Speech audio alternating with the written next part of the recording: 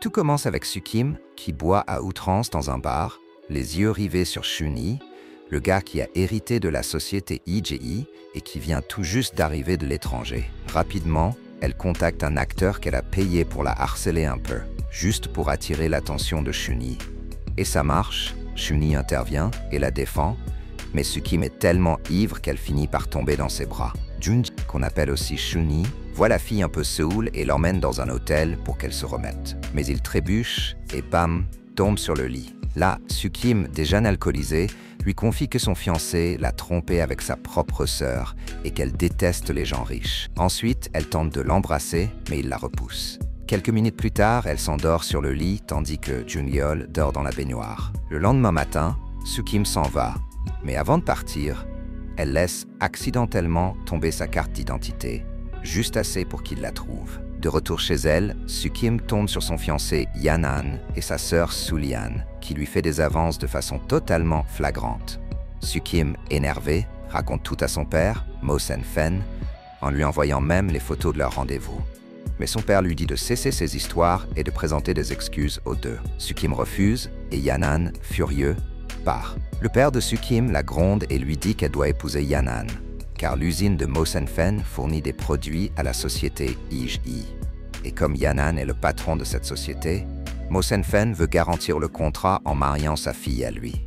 Sukim refuse de se marier et sa belle-mère, Bayo, qui détient aussi une part de la société, est furieuse.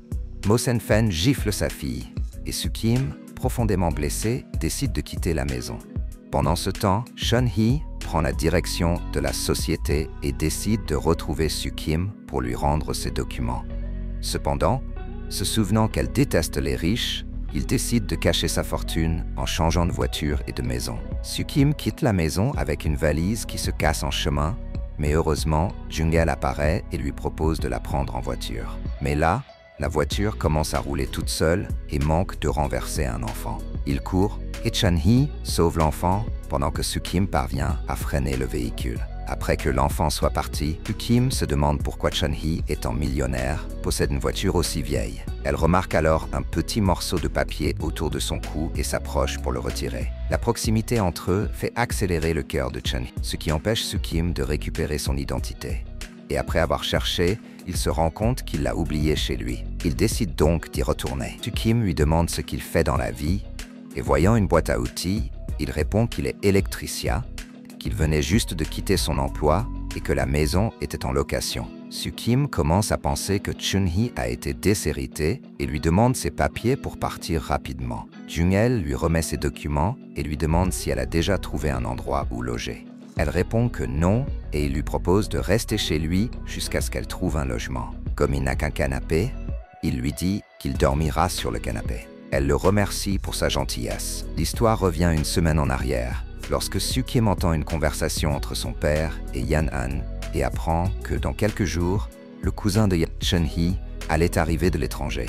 Il est en réalité le véritable héritier de la société Eagle H.E. Avec cette information, Sukim prévoit de rencontrer Chun-Hee au bar et décide de devenir sa petite amie pour deux raisons. Éviter que son père ne l'oblige à épouser Yanan et entrer dans la société Eagle Eye pour se venger de la mort de sa mère. Un soir, Chun-Hee prépare le dîner quand le courant saute. Sukim lui demande de réparer, mais il ne s'y connaît pas du tout en électricité. Alors il part sous prétexte d'aller acheter des outils. Mais Sukim le suit et le voit entrer dans un camion. Là, elle comprend qu'il cache sa richesse. Jun-Yeol achète un livre sur l'électricité et, après une heure de travail, parvient enfin à réparer la lumière. Sukim en profite pour le tester en lui demandant s'il est vraiment électricien. Mais avant qu'il ne réponde, il commence à se sentir mal. Sukim essaie de l'aider et il lui dit qu'il va acheter des médicaments. Avant de partir, il lui dit que le dîner est prêt. Quand Sukim regarde la poêle, elle voit que la nourriture est en forme de cœur, ce qui l'émeut. Le matin suivant, Sukim sursaute en voyant Jung-Yeol tout violet, et encore plus quand il s'approche d'elle et l'embrasse. Sukim est sur le point de rendre le baiser, mais elle se réveille et réalise que c'était juste un rêve. À table, elle voit que Jung-Yeol s'est levé tôt pour lui préparer le petit déjeuner, et elle trouve ce geste super mignon et le remercie. Plus tard, Sukim retrouve son amie Lenny, et on découvre que Sukim et Sulian travaillent dans la même entreprise. et que Sulian a fait en sorte de rendre la vie de Sukim infernale au travail. Fatigué de tout ça, Sukim décide de se venger et organise une fausse rencontre entre Yanan et Sulian dans une chambre d'hôtel, emmenant ses collègues de travail avec elle pour les prendre en flagrant délit. Leur infidélité est vite exposée. Yanan prend la fuite et Sulian s'attaque à Sukim et les deux se battent. Sukim rentre chez elle avec un bleu et Junjio, inquiet, lui demande ce qui s'est passé. Elle ment en disant qu'elle est tombée et il part immédiatement lui chercher de la glace. Pendant ce temps, la vidéo de la trahison de Yanan devient virale et déclenche un scandale à l'entreprise. La vice-présidente, Yan, propose de punir Yanan, mais celui-ci convainc les autres dirigeants que la vidéo est falsifiée et dit qu'il emmènera Sukim à la fête de l'entreprise pour prouver que tout va bien. Le père de Sukim vient la voir et la supplie de l'accompagner à la fête avec Yanan et de dire à tout le monde qu'il ne l'a pas trompée. Sinon, Yanan couperait les affaires avec son usine et il ferait faillite. Sukim ne veut pas y aller, mais son père insiste tellement qu'elle finit par accepter. L'après-midi, Jungeo revient chez lui avec une pommade et soigne le bleu de Sukim avec beaucoup de tendresse. Elle commence à tomber de plus en plus amoureuse de lui. Le lendemain a lieu la fête de l'entreprise et Yanan arrive avec Jungeo essaie de se cacher pour qu'elle ne le reconnaisse pas. Là-bas, Sukim dit à tout le monde que son petit ami est fidèle, gentil, courageux et tellement attentionné qu'elle l'épouserait sans hésiter. Yanan est surpris et lui dit qu'elle ne pense qu'à la vidéo. Elle lui répond alors que Yanan l'a réellement trompée et que le petit ami qu'elle vient de décrire, c'est Junjio. Tout le monde est choqué. Même Junjio lui-même traite Sukim de menteuse et les autres sont d'accord. Jusqu'à ce que Junjio s'approche de Sukim et l'embrasse devant tout le monde. Yanan part furieux et le père de Sukim est tout content que sa fille ait trouvé un meilleur parti. À la maison, Sukim dit à Chun-Hee qu'elle savait depuis longtemps qu'il était le PDG de l'entreprise et lui demande pourquoi il lui a caché cela. Il répond que c'était la cause d'elle, qu'il avait peur qu'elle le rejette en apprenant qu'il était riche. Quelques jours plus tard, Jungeo prépare une surprise romantique pour Sukim et lui avoue qu'il est tombé amoureux d'elle dès qu'il l'a vue au bar et que son amour n'a fait que grandir depuis. Il lui dit que le plus grand bonheur pour lui serait de l'épouser et de passer tous les jours de sa vie à ses côtés. Jungeo lui dit qu'il attendra le temps qu'il faudra, mais à sa grande surprise, Sukim l'embrasse et accepte de se marier. Il se met à genoux et lui met l'alliance au doigt. Le lendemain, ils se marient à la mairie et prennent de magnifiques photos. Leur vie de couple commence et Chun-Hee reste super attentionné avec elle, l'aidant à sécher ses cheveux et préparant le petit déjeuner avant d'aller travailler. Un matin, un ingénieur se présente chez eux en cherchant Junjio, car il lui avait demandé de dessiner une maison selon un croquis. Sukim voit l'ingénieur et se souvient qu'elle a elle-même fait ce dessin. Là, on découvre que Sukim et Jungeo se connaissent depuis leur enfance. Il y a des années, Jungeo a été enlevé et emmené dans une maison à la campagne. Un jour, Sukim passait par là en allant à l'école et l'a vu. Elle a attendu que le ravisseur parte et a libéré Jungeo. Mais le criminel est revenu et les a attachés. Après des heures, Sukim a commencé à faire plusieurs dessins et l'un d'eux était la maison de ses rêves. Jungeo lui a demandé si elle n'avait pas peur et elle lui a répondu qu'elle vivait près de là et que sa mère allait bientôt les retrouver. Quelques minutes plus tard, le criminel est revenu et les a détachés pour les emmener ailleurs. Mais les deux ont réussi à le repousser et sont partis en courant. La mère de Sukim était à sa recherche, paniquée, et lorsqu'elle l'a vu, elle a couru vers elle, mais a malheureusement été renversée par une voiture. Pour aggraver les choses, la voiture s'est échappée et le ravisseur revenait. Alors, Jungeo s'est mis à courir et a laissé Sukim, ce qui l'a fait se sentir trahi. Quand Sukim raconte cela à son amie, celle-ci lui conseille de ne pas en vouloir à Jungeo pour l'avoir abandonné, car il était juste un enfant effrayé et que beaucoup d'enfants dans la même situation auraient agi de la même manière. Le lendemain, une réunion a lieu à l'entreprise et Yannam se présente. Étant alliée à Bayo, celle-ci l'a aidé à garder son emploi. Sukim commence à travailler à la corporation en tant que secrétaire de Chun-Hee et en profite pour fouiller un peu dans son bureau. Yanye la voit et la réprimande, mais Jungeo arrive et défend sa femme. Yanye s'en va mais appelle son secrétaire pour enquêter sur Sukim. Quelques minutes plus tard, Sukim retourne à son bureau et découvre que sa chaise est cassée. Elle va à l'administration pour la changer, Mais la personne là-bas lui dit que cela prendra au moins une semaine.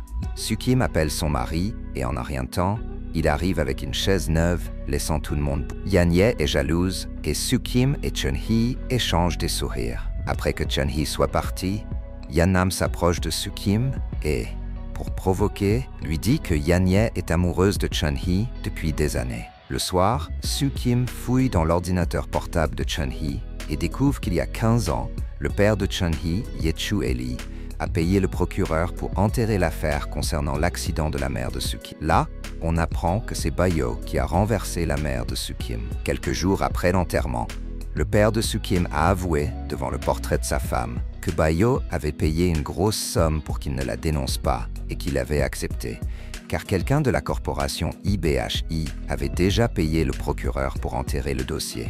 Soo-Kim a entendu cela et a juré de se venger de Bayo et de la corporation. Le lendemain, Chun-hee a mal au ventre et Yeon-hye se propose de l'aider. Mais Soo-Kim arrive juste à ce moment-là et devient jalouse de les voir ensemble. À cause de cela, Soo-Kim sort boire un verre avec son amie et rentre chez elle un peu ivre, finissant par avouer à Chun-hee qu'elle a été jalouse de lui et de Yeon-hye. Juste à ce moment-là, un message de Yeon-hye arrive, lui demandant de la rencontrer en urgence, ce qui rend Soo-Kim encore plus jalouse. Chun-hee la prend dans ses bras, la porte jusqu'au lit, l'embrasse passionnément et lui dit qu'elle est la seule femme dans son cœur.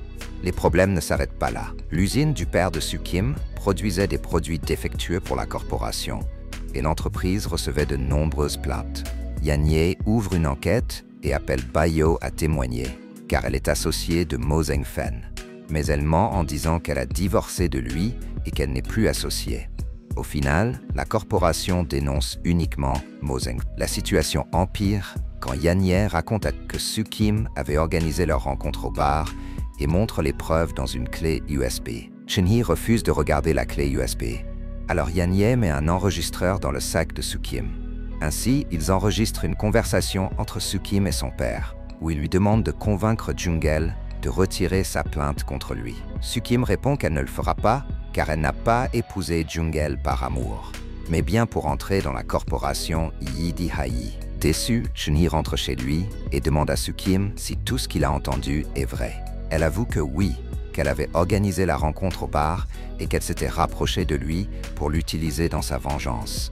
Car le jour où sa mère a été renversée, il l'a abandonnée. Jung-el explique qu'il ne l'a pas abandonnée, qu'il a juste couru pour que le criminel le poursuive et ne lui fasse pas de mal. Soo-Kim ne le croit pas et lui dit qu'il devrait divorcer, ce qui laisse Chun-hee dévastée. Finalement, il décide d'aider son père et engage un avocat. Chun-hee lui dit qu'elle va juste dépenser de l'argent car il est presque impossible pour l'avocat de gagner l'affaire. Mais Soo-Kim répond qu'elle ne peut pas laisser son père seul et lui demande de ne pas intervenir, car elle sait que s'il retire la plainte, il devra payer une grosse somme à l'entreprise. Malgré tout, Chun-hee l'aide et retire la plainte contre son père, ce qui met Yeon en colère. Plus tard, Bayo rencontre le père de Soo-Kim et on apprend qu'il y a des années, elle était la petite amie de Ye-Choo Lee, le père de Chun-hee, mais qu'elle l'a trompé avec un autre homme et a eu sa fille, Soo-Lee-han. Lorsque Ye-Choo a découvert la trahison, il a rompu avec elle. Bayo, désespéré, a conduit pour aller lui parler